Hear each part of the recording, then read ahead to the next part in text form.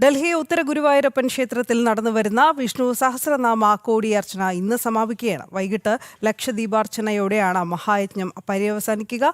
രാവിലെ മുതൽ തന്നെ ക്ഷേത്രത്തിൽ വലിയ ഭക്തജന തിരക്ക് അനുഭവപ്പെടുന്നുണ്ട്. തത്സമയ ദൃശ്യങ്ങളിലേക്ക് ആദ്യം.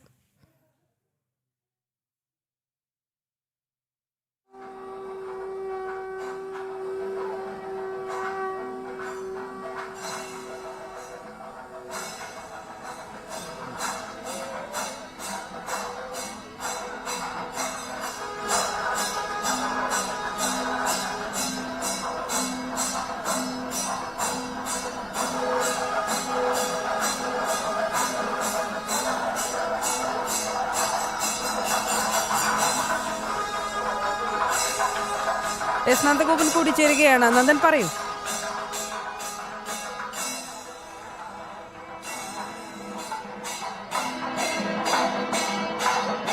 ഡൽഹിയിലെ വളരെ പ്രധാനപ്പെട്ട വളരെ വിശിഷ്ടമായ ക്ഷേത്രമാണ് മയൂർ വിഹാറിലുള്ള ഉത്തര ഗുരുവായൂരപ്പൻ ക്ഷേത്രം.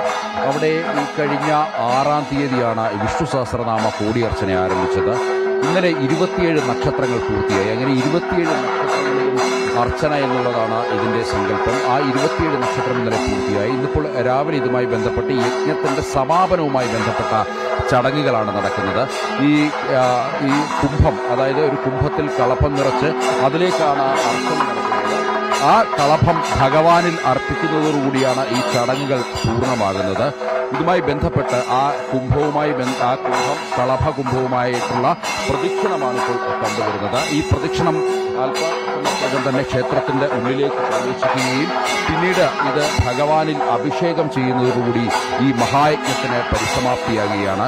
വൈകുന്നേരമാണ് ഇതുമായി ബന്ധപ്പെട്ട മറ്റൊരു പ്രധാനപ്പെട്ട ചടങ്ങ് നടക്കുന്നത്. വൈകുന്നേരം ലക്ഷദീപാർച്ചനയാണ് ഇതുമായി ബന്ധപ്പെട്ട ഏറ്റവും പ്രധാനപ്പെട്ട ചടങ്ങ്. ഈ ലക്ഷദീപാർച്ചന ക്ഷേത്ര പരിസരമാകെ ദീപാലങ്കൃതമാകുന്ന വലിയ ഒരു ചടങ്ങാണ്. ഇപ്പോൾ രാവിലെ മുതൽ തന്നെ വലിയ ഭക്തജന തിരക്ക് ക്ഷേത്രത്തിൽ അനുഭവപ്പെടുന്നുണ്ട്. പ്രത്യേകിച്ച് ഈ ഡൽഹി NCR മറ്റ് ഗുരുവായൂരപ്പൻ ക്ഷേത്രങ്ങളൊന്നും തന്നെയില്ല. മലയാളികളുടേതെന്ന് പറയപ്പെടാവുന്ന മറ്റ് വിഷ്ണു ക്ഷേത്രങ്ങളൊന്നും തന്നെയില്ല. അതുകൊണ്ട് തന്നെ വലിയ ഭക്തജന തിരക്കാണ് ഈ ക്ഷേത്രത്തിൽ അനുഭവപ്പെടുന്നത് എന്നുള്ളതാണ് യാഥാർത്ഥ്യം. ഇപ്പോൾ ഈ കളഭകുംഭവുമായി ക്ഷേത്രത്തിന്റെ ഉള്ളിലേക്ക് ക്ഷേത്രതന്ത്രിയും മേൽശാന്തിയും അടങ്ങുന്ന വൈദിക ശ്രേഷ്ഠർ ഈ ക്ഷേത്രത്തിന്റെ ഉള്ളിലേക്ക് കടക്കുന്ന വളരെ വിശിഷ്ടമായ ചടങ്ങാണ്. ഈ കഴിഞ്ഞ 27 ദിവസം നീണ്ടുനിന്ന ഈ മഹായജ്ഞവുമായി ബന്ധപ്പെട്ട അതിന്റെ പരിസമാപ്തി കുറിക്കുന്ന അവസാന ചടങ്ങുകളാണ് ഈ നടക്കുന്നത്.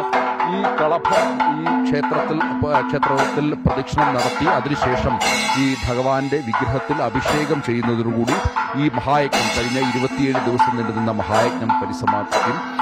എല്ലാ ഭക്തജനങ്ങൾക്കും അവരവരുടെ പേരും നാളിലും അർച്ചന നടത്താനുള്ള അവസരമുണ്ടായിരുന്നു.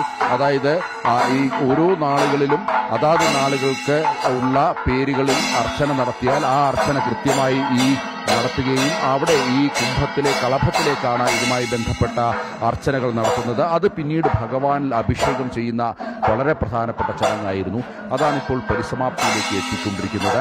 പ്രത്യേകിച്ച് ഈ ക്ഷേത്രത്തിൽ വലിയ ഭക്തജന തിരക്ക് സാധാരണ അനുഭവപ്പെടാറുണ്ട്. പക്ഷേ ഈ മഹായജ്ഞവുമായി ബന്ധപ്പെട്ട് ഈ വിഷ്ണു സഹസ്രനാമ കോടിയർച്ചന എന്നുള്ളത് ഉത്തരേന്ത്യയിൽ ആദ്യമായി നടക്കുന്ന ചടങ്ങാണ്. അതുകൊണ്ട് തന്നെ ഇത് കേട്ടറിഞ്ഞ് മറ്റ് ഇതര ഭാഷക്കാരായിട്ടുള്ള നിരവധി ആൾക്കാരും ധാരാളമായി എത്തുന്ന ഒരു അവസ്ഥയാണ് ഉള്ളത്. പ്രത്യേകിച്ച് ഈ വിഷ്ണു സഹസ്രനാമം ഇത്തരത്തിൽ അർച്ചന രൂപേണ നടത്തുന്നത് സാധാരണ ഉത്തരേന്ത്യയിൽ പതിവില്ല. അതുകൊണ്ട് തന്നെ വലിയ ഒരു ഭക്തജന തിരക്ക്, ഉത്തരേന്ത്യക്കാരായ ഭക്തരുടെ തന്നെ ഒരു വലിയ ഭക്തജന തിരക്കും സാധാരണഗതിയിൽ അനുഭവപ്പെടാറുണ്ട്. ഡൽഹി NCRന്റെ മാത്രമല്ല മറ്റ് വിവിധ ഭാഗങ്ങളിൽ നിന്നും ഈ ആൾക്കാർ ഭക്തജനങ്ങൾ എത്താറുണ്ട്. ഹരിയാന, അതേപോലെ തന്നെ പഞ്ചാബ് അടക്കമുള്ള മറ്റ് ഡൽഹിക്ക് സമീപത്തുള്ള മറ്റ് സംസ്ഥാനങ്ങളിൽ നിന്നും ഇതുമായി ബന്ധപ്പെട്ട ഭക്തർ ധാരാളമായി ഈ ക്ഷേത്രത്തിൽ എത്താറുണ്ട്.